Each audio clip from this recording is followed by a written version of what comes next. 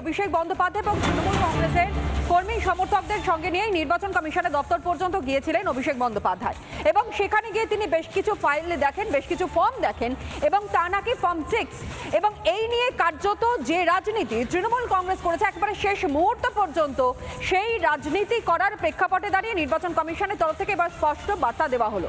Form 6 নাকি সেখানে রাখা হয়েছিল। নির্বাচন কমিশনের পক্ষ থেকে তা কার্যত পরিষ্কার করে বলা হলো, মিথ্যাচারের পর্দা ফাঁস করা হলো। ফর্ম 6 নিয়ে মিথ্যাচার করেছেন অভিষেক বন্দ্যোপাধ্যায় তা কার্যত স্পষ্ট হয়ে গেল। সমাজ মাধ্যমে পোস্ট হয় তৃণমূলের তরফে, যেই ফর্ম 6 এবং তৃণমূলের পোস্ট ধরেই পাল্টা পোস্ট কমিশনের তরফ থেকে করা হয়, যেখানে বিভ্রান্তি ছড়ানো হচ্ছে বলেই দাবি সিইওর দপ্তরের পক্ষ থেকে করা হয়েছে। অনুপম, এরপর অভিষেক বন্দ্যোপাধ্যায় নির্বাচন কমিশনে আসে, তারপর একটা গন্ডগোল হয়, এরপর কমিশনের দপ্তরে আবার অভিষেক বন্দ্যোপাধ্যায়ের একটা ভিডিও সেখানে টুইট করা হয়, সেখানে ফর্ম 6 জমা হচ্ছে বলে অভিষেক বন্দ্যোপাধ্যায় জানায়। গোটা বিষয়টি নিয়ে নির্বাচন কমিশন আগে প্রতিক্রিয়া দিয়েছিল, কিন্তু এবার কমিশন পাল্টা এক্স হ্যান্ডেলে যেটা পোস্ট করলো তাতে তৃণমূল কংগ্রেসের যে অভিযোগ ছিল সেই অভিযোগটা সম্পূর্ণ মিথ্যে তারা বলছে। তারা কি বলছে? তারা বলছে যে 28 তারিখে যে চূড়ান্ত ভোটার তালিকা প্রকাশ হয়েছিল সেখানে যাদের নাম ডিলিট হয়েছিল একমাত্র এই ফর্মের মাধ্যমে তারা সেটাকে অ্যাপিল করেছে। সেখানে নতুন করে ফর্ম 6-এর মাধ্যমে ভোটার হওয়ার অ্যাপিল নির্বাচন কমিশনের দপ্তরের এই ছবিগুলো বা এই কাগজগুলো নয়।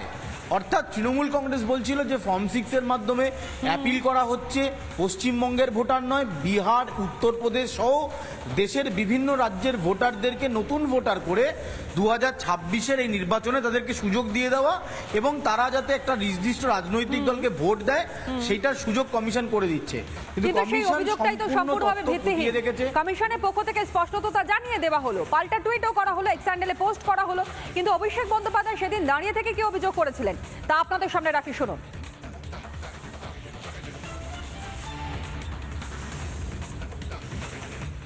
কিছু ফর্ম 6 আলাদা করে সিইওর অফিসে জমা দেওয়া হচ্ছে অবৈধভাবে।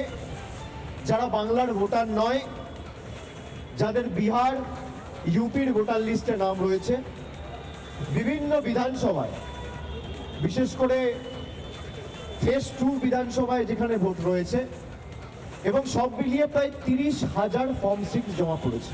এবং এখানে আমাদের যারা কর্মী সমর্থক আছে, আমি অনুরোধ করে যাব যে আগামী 1 তারিখ অবধি যেহেতু ফেজ 2 ফর্ম 6 জমা করার লাস্ট ডেট রয়েছে, in case of new voter বাড়তি নজরদারি রাখতে কেউ যদি গাড়ি নিয়ে কোনোভাবে ঢোকে ছবি তুলে রাখবে কে ঢুকছে কে বেরোচ্ছে।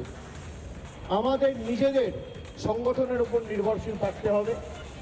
আপনারা নজর রাখুন, বাংলাকে উত্তরপ্রদেশ, বিহার হতে দেবেন না। নানা ধরনের কন্টেন্ট দেখার জন্য লাইক করুন, শেয়ার করুন আমাদের ফেসবুক পেজ, সাবস্ক্রাইব করুন আমাদের ইউটিউব চ্যানেল। পাশাপাশি অন্যান্য ব্রেকিং নিউজের জন্য অবশ্যই চোখ রাখুন রিপাবলিক বাংলায়।